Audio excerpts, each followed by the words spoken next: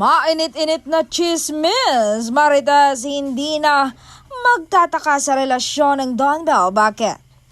Namataan kasi ng mga marites na sinundo ang dalaga ng boyfriend nito. Ang chika nga online ay magdi-dinner sila sa bahay ng binata. Grabe ito, totoo ba ito o fake news lamang? Kung totoo man ay hindi na tayo magtataka sa kanilang relasyon. Sabi pa nga ng mga mosang, hindi lang ngayong araw na ito. Ilang beses na rin daw. Wow, ipagdasal na lang natin na magiging matatag sila na hindi sila matulad sa ibang couple.